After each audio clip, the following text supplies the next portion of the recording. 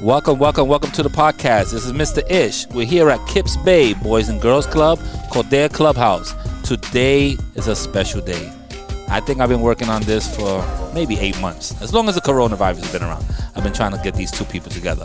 So, without further ado, let me welcome my two special guests today. I usually have three, but today I only have two. From my left to my right, please introduce yourself. Good afternoon, everyone. My name is Darril Almonte. I'm the co-program director here at the Kips Bay Boys and Girls Club, Frederic and Margaret Coudert Clubhouse. Oh, you want an official name on it. Okay. I like that. And next. Good afternoon, everyone. My name is Miss Francesca Velez. I am the co-program director of the Coudert Clubhouse as well. Okay, welcome to the podcast. I don't know why it took 8 months to get this done, but we'll get to that eventually in this podcast. The excuse we're going to go with is we're very, very busy people. Okay, and I agree with you. It takes see. a lot of preparation. Yeah, well, to get both of you off the floor, it's like we have to have 7 people look at the building and make sure everything's all right. So, even to have you for 15 minutes is going to be great. Welcome to the podcast. I just wanted to share your story, share a little bit about what you guys do here at the Kips Bay Boys and Girls Club. This is the first time we have co-directors, right? Well, at least in this building, definitely. I believe so. Yeah. Definitely in this building. And give you a little bit of as a staff member, how I feel about co-directors. Not that, I could say anything bad. You guys could get rid of me. But at least, at least I have something to, so you guys could, figure out how the staff feels about it. So, Darril, with you first. You came from what department, and how long you been in this clubhouse? Yeah, so I've been with the organization for 10 years, specifically in the Coudert Clubhouse for these 10 years. And coming in as an 18-year-old, not really knowing what I want to do in life or what I want to focus on, what do I want to study. I came into Kips Bay as a phys ed assistant. And once I really got to see the impact that we made on young people and these young members in the community, I kind of became addicted to that impact, and I've been here ever since. So, 10 years is a long time. 10 years is a long time. Definitely, I worked my way around different coordinator positions to team director, phys ed director, and now I'm co-program directing along with Miss Francesca Velez, and it's really an honor and a privilege to serve the community. So. Okay, well, that's the speech he gives us when we come for for our meeting. So, seriously, it's definitely great to see someone that's been in the building, that knows the system, that knows the people in the neighborhood. I think that makes a big deal. So that's why one of the reasons why this co-director thing I think is definitely it's gonna work out this time, because you've been in the building for a while. Miss Francesca, Yes. please give us a little bit of your background. So I have been here for about, I want to say maybe 7.5, 8 years almost. I worked alongside Darril as a, part-time staff member as well. So we've kind of grown into our positions together, which has been awesome. I think because we understand each other. We know how each other work. Know each other. The communication's already there. And so since we've been able to grow and develop together, it's just been awesome to see how we've both flourished in our positions, but also I think there's a balance that we have where we kind of complement one another in leadership. So it's been awesome to work alongside him. I've done a number of roles within my time here at Kips Bay. Kind of worked myself around the building as well. I came in doing some admin stuff, and then I became part-time working on the floors. Fell in love with the children and the children we serve. That's one of the keys. We all fall in love with the children. Yes, that's definitely it. Totally got hooked, and I've been here ever since. I absolutely love the impact that Kips Bay Boys and Girls Club has on the community that we serve. I love that we are a diverse group of individuals with a diverse demographic of children that we do serve. And so it's been awesome to just work with different staff, but also different children of various ages. And I became full-time, I want to say maybe 3 years ago. I became full-time as an education director here and have kind of worked my way up the ranks. And now I am co-program director with Darril. So it's been an awesome experience for sure. Lots of learning curves and things like that. But I'm grateful for the Yeah, opportunity. that's the great thing about Kips Bay is that when we open these doors, we are constantly learning. We're constantly doing uh, new things, but at the same time, it changes so fast. Like what happened, Friday is different than what's going on Monday, and that's what I like about the clubhouse and just the staff and everybody over here. We adjust quickly, and we have to adjust because we have different members that come in here, and it's not the same members every day, and it's different. They also may have different issues going on, so we have to make sure that we change, with the times as the building changes, and the building changes basically day to day. Yeah. The only thing I have to fact check you is that I also worked alongside with you, and you didn't mention that.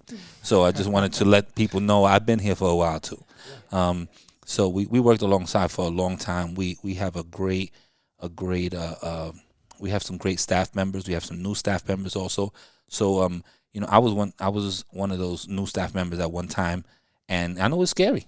I know it's scary to start brand new and to get a feel for a building. But now that I've been here for like 6-7 years, I'm okay.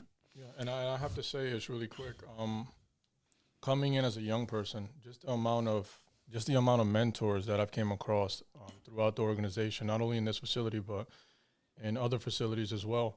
So many awesome mentors that really helped me as a young person and guided me through making really awesome decisions and making sure that I stuck with school and making sure that I kept everything at a high standard and how to carry myself in a professional manner. So I definitely have to say Kips Bay Boys and Girls Club has been a place that has been really impactful in my life, even as a staff member. And they just really gave my life a lot of meaning as well. So, and just having you guys here on the regular also, the community sees who opens the doors. The community sees who's in the front. The community sees, when we doing events, whether we giving out turkeys or we giving out book bags or stuff like that. The community gathers around the clubhouse and they know this. So to have someone on a regular basis that they know, and it also goes to them respecting the front of the building. The kids coming in, they have a certain type of respect for the staff that's in here. So that's very, very important. I know Francesca's know when she started doing the educational, when she became the educational director, everything here kind of changed a little bit. And that was great because, we got so motivated. We started doing STEM. STEM became a big deal in the building. It always was, but it just got a fresh new look and a fresh new attitude. So just tell us a little bit about the STEM program and how do you just molded that with Miss Margaret also, because she's been a great help for that. Yeah, absolutely. I mean, STEM is up and coming. I think it is, in terms of careers, it is something that has been evolving quickly. And, science, technology, engineering, and math, that's what STEM stands for. And so it's been awesome to, show these children that these are potential careers that they can eventually go after. Falling into, the science field, the technology, engineering, and mathematics field. And so Margaret and myself have sat down and we've kind of molded this program to be something that is fun, but also educational, and that they're being exposed to these different areas of expertise and just being able to see, okay, if this is something that I fall in love with, if this is something that I'm being exposed to, how there's longevity in that and how they can pursue this as a future career path. And so we've done a number of curriculums, but we've also sat down and we're like, let's get creative with it. Let's begin to create let's make some own fun out of curriculums, And so I know that we have a number of grants that have definitely helped, have funded us and have given us money to teach these programs and expose these children to so much more than what they would have imagined. And so I'm grateful for just the grants and the funders and things like that who basically give us the opportunity to do our job. Yeah. And you know how important it is, especially now during this pandemic. Some kids didn't even have computers. They never were in front of a computer. They didn't know what to expect to go, how to go on the internet, how to do gaming or other programs that we do on our computers. Now that's all they know how to do. That's all they have to do basically is get on these computers and learn. So maybe just having that program open and having them in front of a computer and learning how to do coding and different things on the computer is open up their minds. So like, hey, you know what? School's not that hard. I could do this. Absolutely. So that's a big thing. I know Darril was like he said, he was in charge of phys ed, and that's a very important part of our clubhouse also, because these kids cannot always be in front of a computer. They have to be motivated. They have to move around. They have to exercise. We come from a community that most of us are, I guess they categorize us as obese or stuff like that. So we have to, nutrition and I guess triple play and stuff like that we do. Please just expand on that and let the people know what you do with that. Yeah. So in actuality, we are statistically one of the most obese communities in the nation. I believe that about 2016, we ranked top 10 obese communities in the entire nation. Wow, that's not a good ranking. So this is a very, very serious subject. When I became the phys ed director, I made sure I wanted to bring forth the most change possible. So as you mentioned, our triple play program is through the principles and components of mind, body, and soul. Mind being having the capability to make intelligent decisions when you're in the kitchen, when you're in the grocery store, how to read nutrition labels, fitness, literacy, and things of that nature. Body is the body component would be athletics, fitness, sports teams, and just making sure that we're getting the blood flow, we're getting our hearts pumping, and that we're exercising on a regular basis. And then the soul component would be sportsmanship, body positivity, and just having a positive outlook on every single thing that you do on and off the field. Even leadership. Sometimes it's good for them to be in charge of to be a coach or to be in charge of the books. Absolutely. Or anything like that. Absolutely. So it gives them some form of leadership, which Absolutely. Is great. And just being able to learn how to win and lose in life. And just coming from the athletics background myself, that's really where I learned how to manage myself on a professional level, is on the basketball court. How do I utilize my teammates? How do I respect my coach? But also throw in my 2 cents of how I believe things should go. So the triple play and mind, body, and soul components have been really something that I've tried to drive home when I was the athletics director. And you know what I really love the most is sometimes we have competitions against different clubhouses. I love those. I love the way we represent not only Kips Bay, but just each clubhouse, because we don't have a pool. But if you ask us, are we going to participate in a pool, tournament or swimming tournament? We'll be like, yeah, we'll do it. We're always eager to compete against each other, and it just makes us a little better also. So I love that about the teamwork and the different teams that we have here.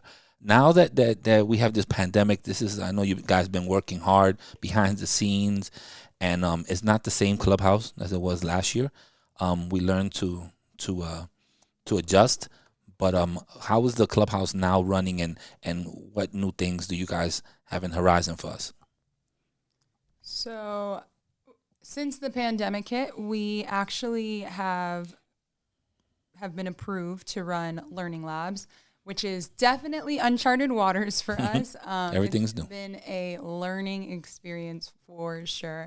But basically, Learning Labs we are basically a remote learning center for the children who are not in school on that particular day. Gotcha. So I know when the children went back to school about 2 months ago, they were given specific cohorts they were a part of. And so on the days they were not reporting to school, they were coming to us. We have a solid team of about 10 staff members who work the morning shift. So we open our doors at 8 a.m.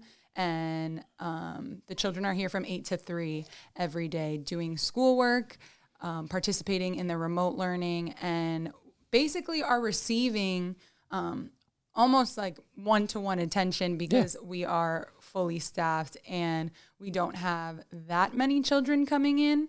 I'd say our ratios are perfect amidst this time, but these children are receiving great help, essentially. And I think that's also great for parents. I mean, I'm a parent, so if someone could do one-on-one or basically in a small group with my daughter, it would definitely help me because I still have to come to work. Right. And I'm believe me, there's people out there that still have to go to work, and sometimes the dual language is a situation. They may want to be helpful, but they don't really speak English or Spanish or so well. So that it's hard for them to adjust and help their child. So having a place like this open, I know it makes a big difference.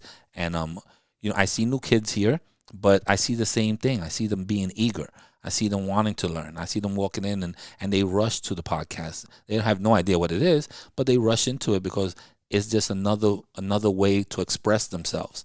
Right. And some people talk a lot, like myself, and there's others that you have to get it out of them. But once you do, and you see that they are comfortable with it, or you ask them questions that they might be able to answer, and it makes them feel good, and then they'll open up to you.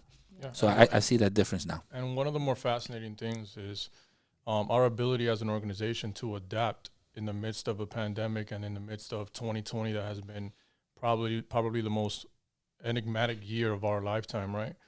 Whether Definitely. that's through adapting into Zoom sessions or adapting into now just donating food into the community. Now into learning labs, we're just always constantly adapting as 2020 kind of. Yeah, the building just runs at almost as whatever the neighborhood needs. Right. If we had to become a food pantry, which we have, in the beginning we were giving out food. That's what the building is. Yeah. If we have to, adjust and help people sign up for certain programs, we're out there with a table, and that's what we do. So it's not just helping the kids; we also help the community, because once the doors are open, we're open for everyone. We're open for the parents. We're open for the caretakers. We're open for the people around the neighborhood. So that's a great thing about the building, and that's something that I see in all our kids' bays, in all the clubhouses that I go to. I see that the connection with the neighborhood, and especially with the parents, which is very important, Yeah. because like they say, what it takes a village to raise a child, Absolutely. and it definitely shows here. Mhm. What else? What other good points do you guys have to say today? Well, we're in the process of now starting up our teen program. Oh, that's So I wonderful. just wanted to make sure that how many countries are we in, Ish? Right now we're in 63 countries. Not to I would like to say that. 63 countries, baby. 63 countries, and I think we have almost every state now. So we have a lot of listeners. We definitely have a lot of listeners, and we have people throughout the states that are always emailing me, and we do a lot of podcasts with different states. We have a good relationship with Alaska now, and we're doing what is it called? It's like a music fair. We're doing a music fair. It started with about, I think, 2 clubhouses, and now it's up to 11. So that's going to be really, really fun. And that's just from word of mouth, and me talking to somebody talking to somebody else. And the digital arts department is trying its best also, because it's one of the few places where we actually get content to show parents, and parents can hear our podcast or see our videos. So it's very important that we push that also. And I have to say is to watch you really create this podcasting program and gradually increase viewership on a regular basis, and really help our young people express themselves and learn what podcasting is and how to have these conversations. It's really been a joy to watch. Thank you. And I know it's a lot of fun, and I can't wait to get the teens back in here, because the young teens, this has affected them in a different way. A 5-year-old, it affects them in a certain way, but their parents really have a lot of control over them. But the teens are graduating from high school.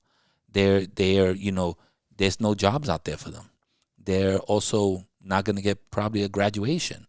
They're not going to get the prom. So it's affecting them in a different way. And it'll be great to have them in here and just talk about it. Yeah. Just talk about it and get it off the chest, and maybe there's things that we could help them with. And to go into our team program that's opening up on December 14th here at the Coudert Clubhouse. Teen nights are going to be from 6 to 8:30, Monday through Thursdays, ages 13 to 18. We're going to have all sorts of really fun programs like song recording for our aspiring singers and rappers, beat making and beat production. Dance, we have a dance program with Mr. Eddie, who specializes in African dance and hip-hop dance. We're going to get into our sports teams. We're going to get into ice skating trips.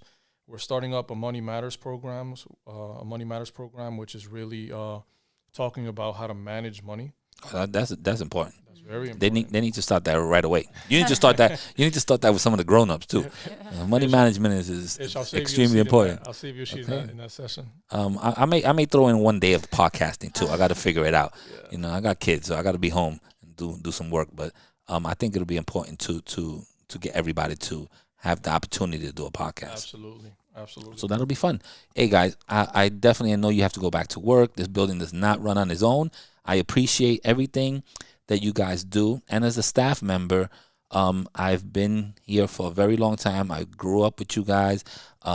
We've dealt with every situation possible in this building that you could think of. And I do appreciate it that we always do it respectfully and get the job done. Yeah. Get the job done. We all wear many hats here. So even though you guys are directors, it's not only that. I know that if, something has to be picked up, you're going to pick it up. And we all work together to make this building not only stay beautiful, but as a great place to have your child here and even to work. Yeah. So I appreciate that. Thank you very much for everything. Thank you for the time. Thank you for having us. Yeah, we're going to do a part 2. We've got to do this again. In another 8 months. We're going to do a part 2. Yeah, we're still working on it. It's hard to get administrators up here. It's hard. I mean, I understand. You guys are working hard. So just say goodbyes, and hopefully we'll do this again when this pandemic is over. Thank you for listening. Yes, thank you guys. I appreciate you. Check. 1 2 1 2. Check.